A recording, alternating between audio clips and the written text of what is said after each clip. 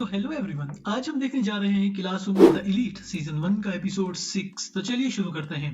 तो इस एपिसोड की शुरुआत होती है जहाँ पे साकुरा टॉयलेट सीट पे बैठी लोगों के कमेंट्स पढ़ रही होती है जो कि पॉजिटिव थे और बहुत खुश होती है। लेकिन तभी नेगेटिव कमेंट्स आते हैं कि तुम मुझसे अकेले मिलने आना। और भी कमेंट्स होते हैं जिसपे वो रोने लगती है और उसके हाथ से फोन गिर जाता है। जिसके बाद सीन शिफ्ट होता है और साकुरा लॉकर्स के सामने खड़ी होती है। वो एक कुरियर को ओपन करती है और देखती है कि उसमें उसकी और कुशिदा की फोटोज थी और वो नीचे गिर जाती हैं। उसके बाद हम देखते हैं कि सुजुने और अयानो कोजी बातें कर रहे होते हैं और अयानो कोजी कहता है कि ये जगह सूदो के लिए जाल बिछाने के लिए एकदम परफेक्ट थी। तुम्हें कोई आइडिया आया है क्या सुजुने? जिसपे सुजुने कहती है कि सोच ही रही हूँ मैं, साकुरा की गवाही की वजह से हमें थोड़ा और समय मिला है, काश हमें कोई और ठोस सबूत मिल पाता।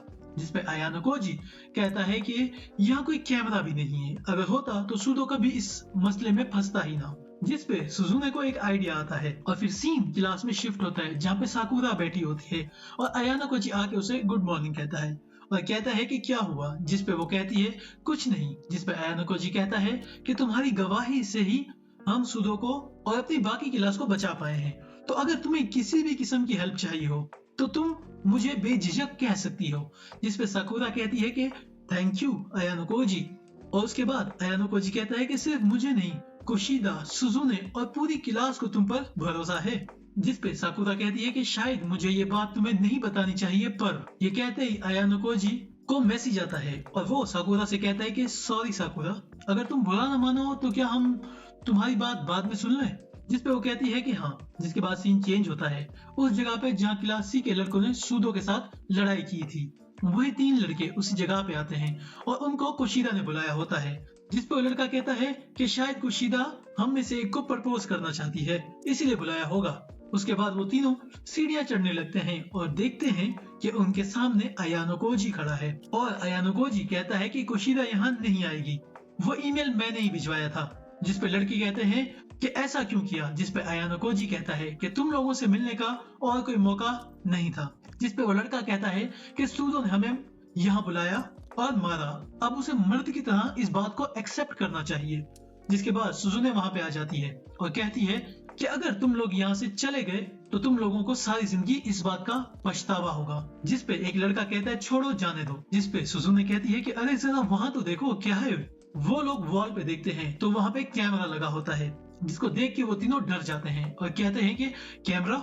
जिसपे सुजुने कहती है कि एनिक्स लैब में इतने खतरनाक केमिकल्स रखे हुए हैं, तो क्या यहाँ पे कैमरा नहीं होगा? जिसपे वो लड़के कहते हैं कि अगर कैमरे की फुटेज में सब रिकॉर्ड हो चुका है, इसका मतलब वो पहले से जानते हैं कि तुम लोग इनोसेंट हो, तो ये बात तुम्हें हमें बताने की जरूरत नहीं थी।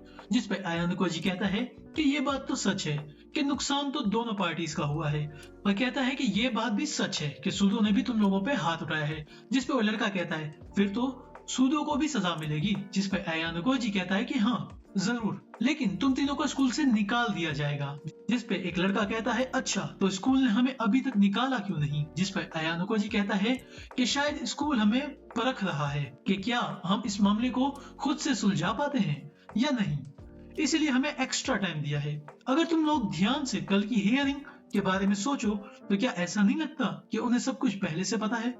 जिसपे एक लड़का गिर जाता है और कहता है कि वो मुझे ऐसे नहीं निकाल सकते, और दूसरा लड़का कहता है कि इशिज़ाकी हमें सच बता देना चाहिए। जिसपे अयानो कोजी कहता है कोई फैसला जल्दबाजी में नहीं लेना चाहिए। जिसपे इशिज़ाकी कहता है कि तुम लोग झूठ बोल रहे हो। जिसपे सुजुने उसे कहती है कि तुम शिकायत वापस ले लो, उससे ऐसा लगेगा कि कुछ हुआ ही नहीं था। जिसपे इशिज़ाकी एक कॉल करने लगता है लेकिन सुजुने उसका फोन छीन लेती है, तो वह सुजुने का कॉलर पकड़ लेता है, लेकिन कैमरा सामने होने की वजह से वो उसे छोड़ देता है। जिसपे वो तीनों मान लेते हैं और कंप्लेंट वापस ले लेते हैं। उसके बाद सीन शिफ्ट होता है। इचिनोसा और अयानो कोजी बातें कर रहे होते हैं और अयानो कोजी उसे कहता है कि मैं तुम्हें पॉइंट्स वापस कर दूं। जिसपे वो कहती है कि काफी स्मार्ट हो, तुम क्लास डी में कैसे हो? जिसपे वो कहता है कि ये सारे प्लान होरिकिता का था, मैंने तो बस उसका साथ दिया है। उसके बाद अयानो कोजी को सुकुरा की कॉल आती है जो कि डरी हुई थी। उसके बाद देखते हैं कि उस इलेक्ट्रॉनिक स्टोर वाले आदमी ने साकुरा को पकड़ रखा था।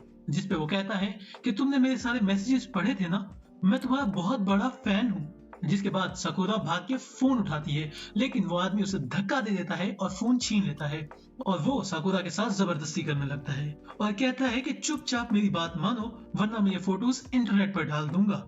और वो साकुरा के कपड़े खोलने लगता है, जिसपे अयानो कोजी आ जाता है और उस आदमी की फोटो ले लेता है और कहता है कि इलेक्ट्रॉनिक स्टोर वाला आदमी एक स्टूडेंट को परेशान कर रहा था, तुम तो टीवी पे स्टार बन जाओगे। जिस पे वो आदमी भागने की कोशिश करता है, लेकिन अयानो कोजी उसे कहता है कि सीसीटीवी ने सब रिकॉर्ड कर लिया है, तुमने एक अंडर 18 लड़की के साथ बदतमीजी करने की कोशिश की है, तुमसे जॉब भी छीन जाएगी और तुम जेल में होगे। तब वो भागने लगता है और तभी इचिनोसा पुलिस को लेकर आती है और उसे पकड़ लेती है। इस पे वो कहता है कि मैं इसका फैन हूँ, मेरे कहने पर ही ये यहाँ पे आई। जिस पे साकुरा कहती है कि बकवास बंद करो, तुम मेरे फैन नहीं हो। फिर वो पुलिस वाला और इचिनोसा उसे लेकर चले जाते हैं और अयानो कोजी कहता है कि ये तो अच्छा हुआ कि हमने एक दूसरे के कांटेक्ट नंबर ले लिए थे, मैंने तुम्हें तुम्हारे कांटेक्ट नंबर से ट्रेस किया। जिस पे वो कहती है मैं एक फेलियर हूँ, मैं खुद से कुछ भी नहीं कर सकती। जिस पे अयानो कोजी कहता है तुम जो हो उसे मेंटेन करो। जिस पे अयानो कोजी उसे अपना हाथ देता है और ऊपर उठाता है और वो कहती है कि क्या तुमने कभी मुझे उस नजर से देखा है क्या अयानो कोजी। जिस पे अयानो कोजी कहता है कि किस नजर से। जिसके बाद सीन शिफ्ट होता है जहाँ टीचर चाबासाकी खड़ी होती है, जिसने सुजुने को बुलाया होता है और वो कहती है कि तुमने क्या किया है, उन लड़कों ने ऐसे ही तो अपनी कंप्लेंट वापस नहीं ले ली। जिस पे सुजुने कहती है कि ये तो अच्छी बात है ना, इससे आपको क्या मसला है। जिस पे वो टीचर कहती है कि मेरी एक एडवाइस को सुनो, अयानो कोजी को जितना समझ सकती हो समझ लो। वही दूसरी तरफ अयानो कोजी चल रहा होता है और उसे सुदो मिलता है जो कि बहुत खुश था और बताता है कि पता नहीं कैसे क्लास सी के लड़कों ने अपनी कंप्लेंट वापस ले ली है। जिसके बाद सीन वापस टीचर और सुजुने पे आता है और वो कहती है कि वो तुम लोगों की हेल्प क्यों कर रहा है, वो इतना कैपेबल होने के बावजूद भी खुद को क्यों छुपाए रखता है। जिस पे सुजुने कहती है कि मुझे नहीं पता। फिर टीचर कहती है क्लास डी पूरे स्कूल में वो जगह है जहाँ उन स्टूडेंट्स को रखा जाता है जिनमें खामियां हो और सबसे ज्यादा खामियां अयानो कोजी में है। जिसके बाद अयानो कोजी चल रहा होता है और उसके सामने प्रेसिडेंट और ताचिबाना आती है। जिस पे प्रेसिडेंट कहता है कि क्लास सी के लड़कों ने कंप्लेंट वापस ले ली है, अच्छा काम किया है तुमने। जिस पे अयानो कोजी कहता है कि ये काम आपकी छोटी बहन ने किया है, मैंने कुछ नहीं किया। जिस पे प्रेसिडेंट अयानो कोजी को सेक्रेटरी की पोजीशन पे हायर होने की ऑफर देता है, लेकिन अयानो कोजी कहता है कि ज्यादा मेहनत करना मुझे पसंद नहीं है और स्टूडेंट काउंसिल में ऐड होने का तो सवाल ही पैदा नहीं होता। उसके बाद प्रेसिडेंट वहां से चला जाता है, पर सुजुने वहां खड़ी सब कुछ देख रही होती है और उसने सब कुछ सुन लिया होता है। उसके बाद सीन शिफ्ट होता है जहाँ रुएन उन तीनों लड़कों से पूछता है कि बिना मुझसे पूछे तुम लोगों ने कंप्लेंट वापस कैसे ली, और अपने बॉडीगार्ड एल्बर्ट को उन्हें मारने के लिए कहता है। वो उन्हें मारने लगता है, जिसके बाद वो सी क्लास के सीनियर जाने लगते हैं और बाकी क्लास के सीनियर से मिलते हैं। जिस पे रुएन कहता है कि साकायानागी तुम अभी से स्कूल क्वीन बनने लगी। जिस पे वो लड़की कहती है कि अब तक तो मैंने ऐसा कुछ नहीं सोचा है। जिस पे रुएन कहता है कि तुम ज्यादा उड़ रही हो और कहता है कि मैं क्लास डी को कुचल के रख दूंगा क्योंकि जंगल में बस एक ही शेर होना चाहिए।